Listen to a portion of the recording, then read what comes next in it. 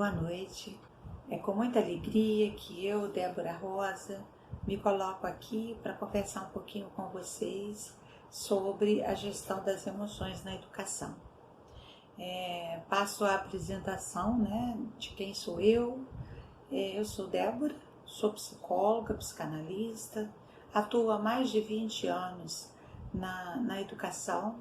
Já passei nesse percurso profissional, já atuei na educação básica, na educação do ensino médio, e também na educação de nível acadêmico, nível superior. E em todos esses níveis pelos quais passei, inclusive na gestão de escolas, uma das questões assim que sempre me acompanhou, talvez por ter a formação na área da psicologia e da psicanálise, uma das coisas que sempre me acompanhou foi a preocupação e o olhar diferenciado para as emoções, não é? E aí hoje eu estou aqui para compartilhar esse momento com vocês. Espero que seja um momento de crescimento, de fortalecimento das suas intenções, dos seus desejos, porque a educação ela precisa ser desejada profundamente para que ela aconteça de forma saudável para todos. Então nós partimos assim para discutir alguns pontos, Por que pensar em gestão da emoção? Para quê? Por quem? Para quem e como? São perguntas pontuais que nós vamos trabalhar nesses poucos instantes que vamos estar juntos, mas o objetivo é que a gente aproveite ao máximo esse momento e possa ter uma troca que nos leve a repensar, porque sempre podemos repensar, não é? Eu quero iniciar com uma frase de Fernando Pessoa, que compõe o livro Psicologia das Relações Interpessoais. Fernando Pessoa, ele diz o seguinte: penso com os olhos e com os ouvidos, penso com as mãos e com os pés, penso com o nariz e com a boca. E o que ele está querendo dizer para nós nesse momento, onde nós vamos parar para falar de gestão das emoções? O que ele está querendo dizer para nós? Qual é o recado que Fernando Pessoa nos deixou com esses versos? Ele quer dizer para nós que mesmo quando nós não estamos pensando, que estamos transmitindo algum recado, nós sempre estaremos transmitindo recados. O nosso corpo transmite recados. As nossas mãos, os nossos olhares, os nossos pés, as nossas mãos. O tempo todo nós transmitimos informações, transmitimos reações. E tudo isso gera no outro que convive conosco também outras emoções, pensamentos, e é nesse entrelaçamento de vidas, de contatos interpessoais, que acontece a educação. E aí eu convido você a pensar o seguinte: por que em plena pandemia, num momento de educação online, educação remota, por que pensar na gestão das emoções? Porque, a priori, nós poderíamos pensar, a gente só transmite ou só troca informações, só tem contato interpessoal quando nós estamos frente a frente com o outro, olhando nos olhos do outro. Isso não é verdade. O tempo todo nós estamos transmitindo, conforme eu acabei de dizer, conforme disse Fernando Pessoa. No nosso andar, no nosso falar, na maneira de sentar, na maneira de nos expressar com as nossas palavras. O tempo todo estamos tendo contato interpessoal e transferindo para o outro aquilo que tem em nós, aquilo que trazemos em nós. Então, quando nós pensamos, para que pensar em gestão da emoção? Pensar em gestão da emoção na educação para ter uma educação mais eficaz, para ter uma educação mais eficiente, para ter uma educação que seja de fato uma educação transformadora. Hoje, nós podemos pensar em habilidades socioemocionais, e quando nós pensamos em habilidades socioemocionais, está muito dentro do contexto legal, das nossas normas que dirigem a educação. Quando nós pensamos em habilidades socioemocionais, nós somos levados a pensar em relacionamentos saudáveis, nós somos levados a pensar em comunicação saudável, nós somos levados a pensar em autocontrole, em emoções que favoreçam o fortalecimento e o crescimento do ser humano como um todo. Então, nesse sentido, quando nós pensamos para quê, em resumo, gestão da emoção para que a educação seja de fato transformadora e não opressora, não é? Quando nós ocupamos o status de educadores, pode acontecer, né? Infelizmente ainda acontece, que algumas pessoas pensam que educar é um ato de autoritarismo, né? Onde estão divididas forças de poder entre o educando e o educador. E na verdade o que nós queremos quebrar é esse paradigma, né? A nossa educação, ela precisa ser libertadora. Nós precisamos educar os nossos alunos para serem capazes de administrar as suas emoções, de se autoconhecer, de se autodominar. E aí a gente pode pensar como um educador que não tem o controle das suas emoções pode fazer com que um outro ser aprenda a gerir as suas próprias emoções se ele próprio não sabe, não é? Então, assim, para quem serve a gestão da educação? A gestão da educação baseada nas emoções tratadas de forma saudável, né? Para quem serve isso? Serve a todos nós, serve a toda a sociedade, serve a todos os homens e mulheres que atuam frente a esse processo de ensino-aprendizagem, né? Gerir as suas emoções exige alguns pontos importantes que a gente deve pensar. Eu preciso ser capaz de me observar, eu preciso ser capaz de me avaliar, eu preciso ser capaz de me autocontrolar, a fim de que eu possa me expressar de forma que seja favorável àqueles conhecimentos que eu gostaria de transmitir, que sejam favoráveis, né, à construção de um processo motivacional que parte de dentro do educando, que sai de mim porque tenho motivação para atuar como educadora e vai ao outro, que o motiva, que o estimula a se automotivar, né? Então, assim, gerir a emoção é importante por todos nós que fazemos parte desse processo, né? Para nossos alunos, para nossos colegas, para nós mesmos, para nossos familiares, para as famílias dos nossos alunos. É importante que a gente perceba que em qualquer contexto em que o aluno se encontra, seja na educação básica, seja no ensino superior, o aluno ele está num processo de sujeito desejante, né? Ainda que lhe falte motivação, ainda que ele esteja ali por motivos que talvez não sejam os mais nobres, que supostamente não sejam os mais nobres, o aluno ele está na posição de sujeito desejante. Então, a escola é esse espaço, a universidade é esse espaço onde nós nos reunimos para trocar.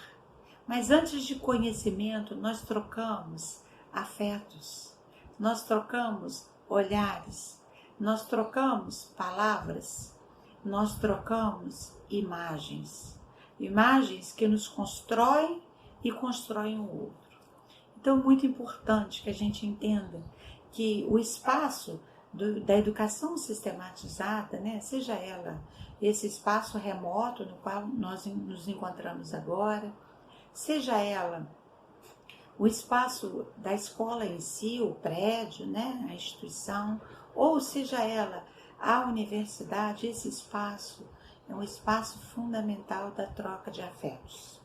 E a educação, para que ela aconteça de forma saudável e efetivamente transformadora, ela precisa ser essa troca de afetos que constroem o outro, que edificam o outro, que ajudam o outro a ser melhor, a evoluir, não somente no campo do conhecimento, da ciência, mas que ele possa evoluir no conhecimento de si mesmo.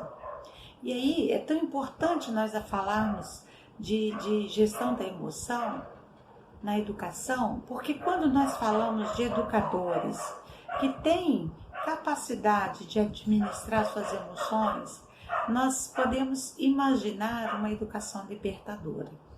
Porque, imagine bem, né, no contexto da sala de aula, às vezes o professor não está motivado, às vezes o professor está cansado, às vezes o aluno está cansado, às vezes a turma não está disposta, às vezes os ânimos estão alterados, porque cada um vem de um universo específico, cada um vem de uma construção histórica pessoal que não pode ser transformado pela força bruta do desafeto. Pelo contrário, todos esses contextos só se transformam ou, vamos pensar, se transformam para algo melhor se forem mediados pela emoção curada. E aí, essa é uma expressão que eu costumo usar, né? As emoções curadas. E o que são essas emoções curadas? Emoções curadas vêm nos remeter ao processo de construção do ser. Todos nós sabemos que ao longo de nossas caminhadas, de nossas vidas, vivenciamos experiências que ferem as nossas emoções, né? De uma forma ou de outra, ou até mesmo que nos criam emoções favoráveis, felizes. Então, ser estar feliz ou ser estar com medo, ser estar com raiva, ser estar aborrecido, enfim, existem muitas emoções que atravessam o nosso universo pessoal, né? E aí, quando nós pensamos em emoções curadas, eu gostaria que vocês pensassem o que significa isso na sua história pessoal, né? Primeiro como uma história pessoal e posteriormente na sua história profissional. Muitos educadores estão em sala de aula machucados, feridos em suas emoções, fragilizados por suas histórias pessoais. E não nos cabe aqui definitivamente culpá-los ou apontar julgamentos. O objetivo é identificar qual é o problema, como posso ser melhor, o que posso fazer de melhor para que o meu melhor alcance o melhor do outro ou desperte o melhor no outro. Então, pessoas curadas educam pessoas curadas, ou pessoas curadas curam pessoas. Emoções bem administradas ajudam outras pessoas a administrar bem as suas emoções. E como fazer isso, meus queridos colegas? O ponto principal é a coragem de olhar para si mesmos, a coragem e a capacidade de mergulhar nos seus aspectos inconscientes, os seus aspectos conscientes, a busca do conhecimento de si mesmo, né? Nenhum educador é educador antes de ser discípulo. Então nós precisamos pensar muito bem quando nós nos colocamos nesse papel de estar à frente de um grupo, de uma turma, oferecendo recursos, oferecendo conhecimentos. Antes de oferecer, nós precisamos despertar o desejo do outro de aprender. E isso só é possível à medida que nós tocamos a alma do outro. Jung é um psicanalista dissidente de Freud. Ele diz que nós devemos dominar todas as técnicas, conhecer todas as teorias, mas quando tocarmos uma alma humana, nós devemos ser outra alma humana, apenas outra alma humana. Então, obviamente, que o conhecimento técnico é fundamental para que você possa ser um educador de excelência.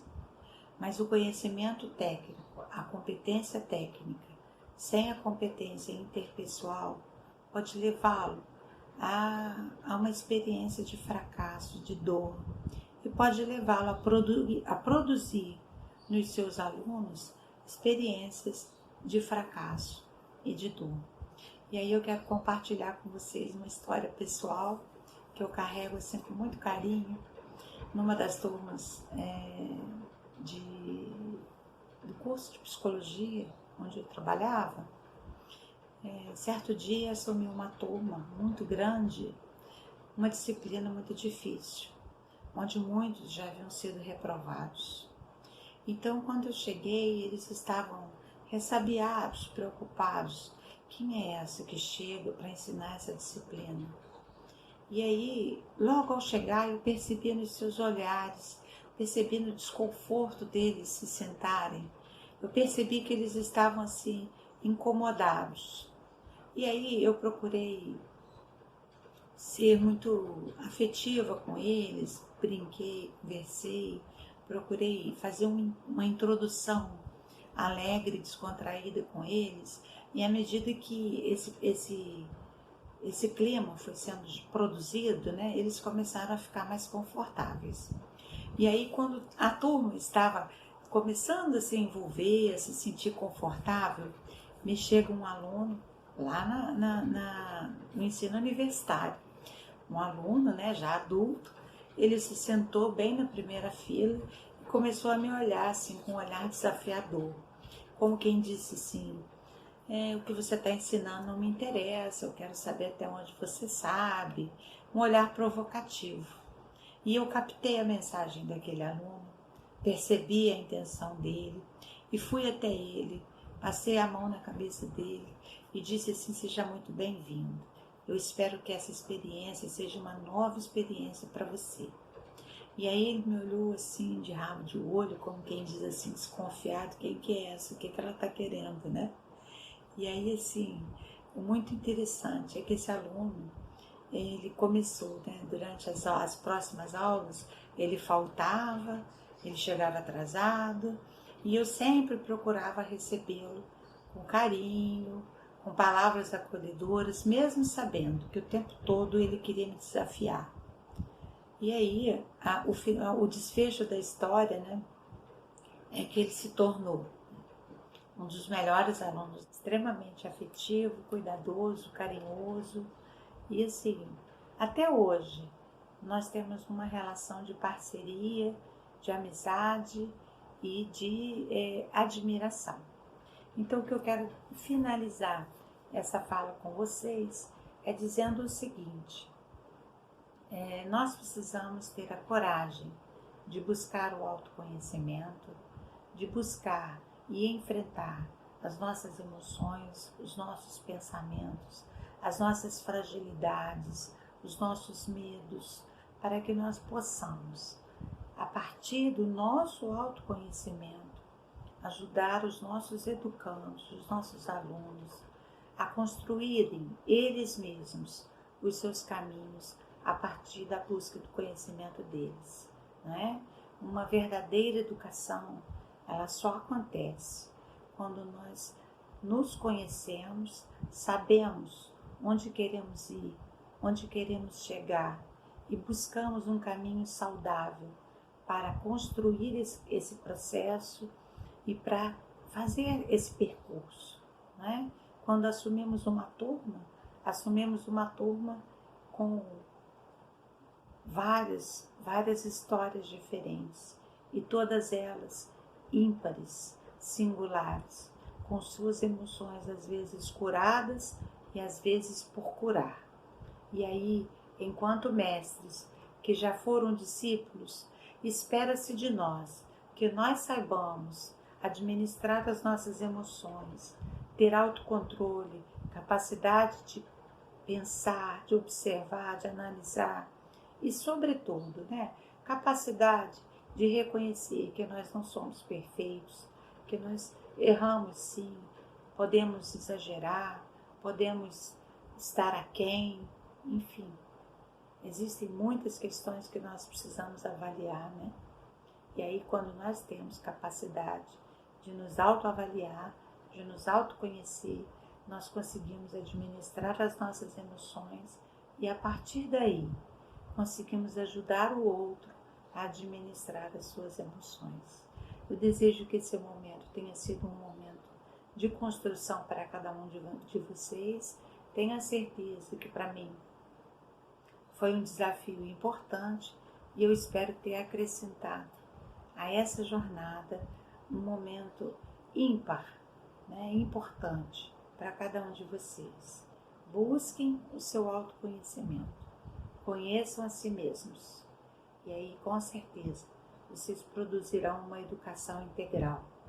Vocês farão a diferença onde quer que vocês estejam, seja através da educação remota, seja através das redes sociais, seja através, né, do contato pessoal e real, né, com os seus alunos, no dia a dia, na rua, onde vocês estiverem. Então, concluindo, o meu voto para vocês é de que vocês possam ser educadores com emoções curadas, para ajudar os seus educandos, né, aqueles que passarem por suas vidas, a serem alunos com as emoções curadas, tá bom? Um forte abraço, muito obrigada pela atenção.